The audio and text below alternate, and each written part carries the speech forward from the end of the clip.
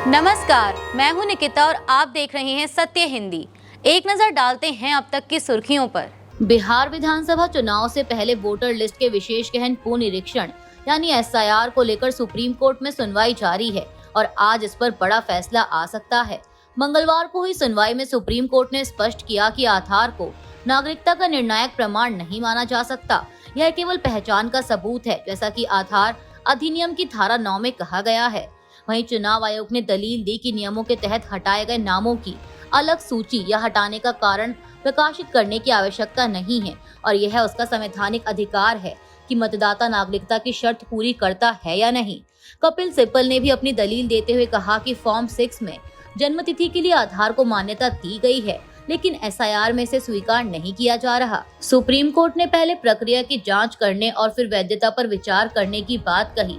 साथ ही अगर मृतकों को जीवित या जीवित लोगों को मृत दिखाया गया है तो चुनाव आयोग से जवाब तलब करने की चेतावनी दी। आयोग ने बताया कि यह ड्राफ्ट रोल है और आपत्तियां दर्ज करने का मौका दिया गया है।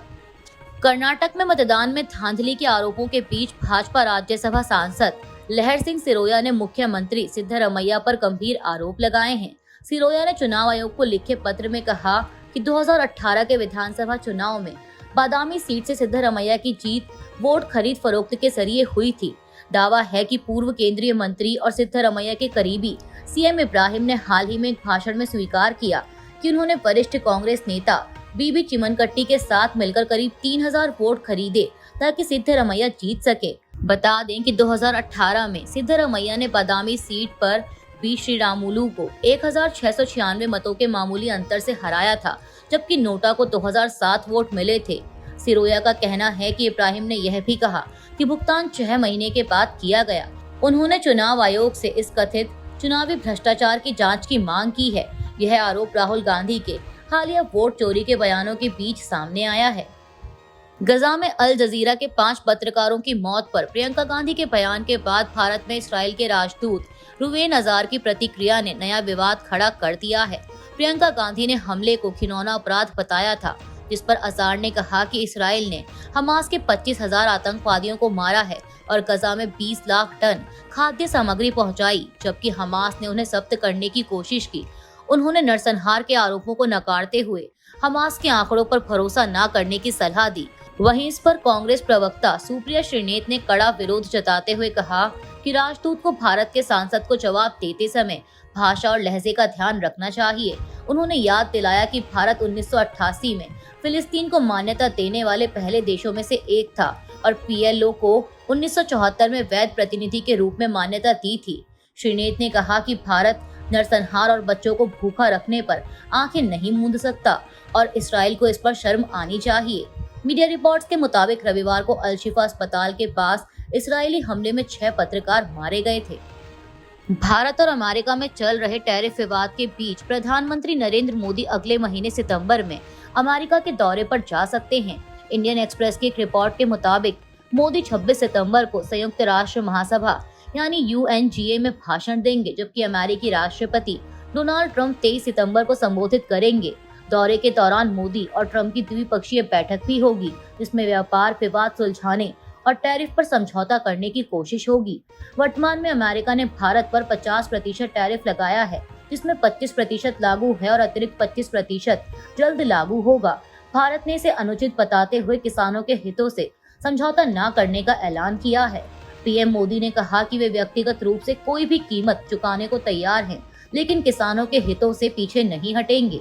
फरवरी में भी मोदी अमेरिका गए थे और इस बार UNGA बैठक के साथ व्यापार मसलों पर समाधान की उम्मीद है। पहलगाम आतंकी हमले में पाकिस्तान की संलिप्तता के सबूत होने के बावजूद अमेरिका ने इस्लामाबाद को शांति दूत जैसा दर्जा देते हुए उसकी आतंकवाद विरोधी कार्रवाई की तारीफ की है। हिंदुस्तान टाइम्स की रिपोर्ट के मुताबिक 12 अगस्त को इस्लामाबाद में आयोजित काउंटर टेररिज्म डायलॉग में अमेरिका और पाकिस्तान ने संयुक्त बयान जारी किया। इसमें अमेरिका ने जाफर एक्सप्रेस धमाके और खुशदार में स्कूल बस हमले पर संवेदना जताते हुए आतंकवादी संगठनों पर लगाम लगाने में पाकिस्तान की सफलता की सराहना की। बता दें कि पहलगाम हमले के बाद Pakistani army chief general Asim Munir 2 बार अमेरिका का दौरा कर चुके हैं। माना जा रहा है कि भारत अमेरिका तनातनी के बीच वॉशिंगटन की नजदीकी पाकिस्तान से बढ़ रही है। कॉन्स्टिट्यूशनल क्लब ऑफ इंडिया के सचिव पद के चुनाव में भाजपा सांसद राजीव प्रताप रूडी ने अपनी ही पार्टी के पूर्व केंद्रीय मंत्री संजीव बालियान को 100 वोटों से हराकर जीत दर्ज की है। बुधवार सुबह घोषित नतीजों के अनुसार 1295 मतदाताओं में से 707 ने मतदान किया, जिसमें रूडी को 391 और बालियान को 291 वोट मिले। मंगलवार को हुए मतदान में केंद्रीय गृह मंत्री अमित शाह, भाजपा अध्यक्ष जेपी नड्डा, कांग्रेस नेता सोनिया गांधी और कांग्रेस अध्यक्ष मल्लिकार्जुन खड़गे समेत कई दिग्गजों ने वोट डाले। अन्य पदों में खेल सचिव राजीव शुक्ला, संस्कृति सचिव तिरुचि शिवा और कोषाध्यक्ष जितेंद्र रेड्डी निर्विरोध चुने गए, जबकि कार्यकारी समिति में प्रदीप गांधी 507 वोट और नवीन जिंदल 502 वोट से निर्वाचित हुए। जीत के बाद भाजपा सांसद राजीव प्रताप रूडी ने कहा कि यह पूरे पैनल की जीत है, जिसमें कांग्रेस, समाजवादी पार्टी, तृणमूल कांग्रेस और निर्दलीय सांसद शामिल थे और यह उनके 2 दशक की मेहनत का परिणाम है।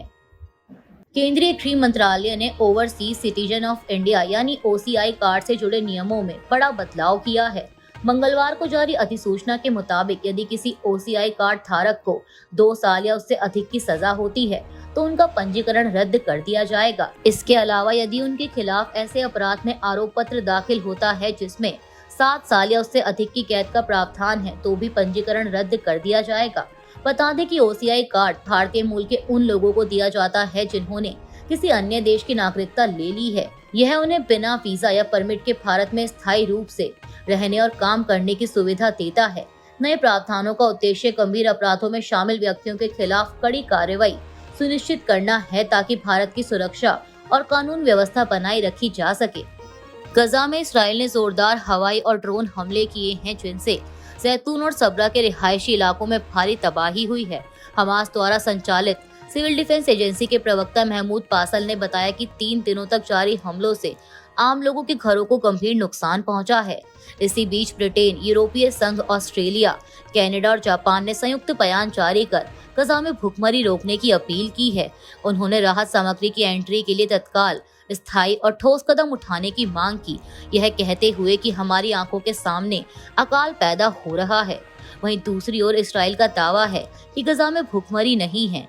बता दें कि यह संघर्ष 7 अक्टूबर 2023 को हमास के इसराइल पर हमले से शुरू हुआ था, जिसमें 1200 से अधिक लोग मारे गए और 251 बंधक बनाए गए थे। जवाबी कार्रवाई में गजा में अब तक कम से कम 61,000 फिलिस्तीनी मारे जा चुके हैं। अभी के लिए इतना ही। बाकी की देश दुनिया की बड़ी खबरों के लिए जुड़े रहिए सत्य हिंदी के साथ। Copyright disclaimer under Section 107 of the Copyright Act 1976. Allowance is made for fair use for purposes such as criticism, comment, news reporting, scholarship, and research. Fair use is a use permitted by copyright statute that might otherwise be infringing.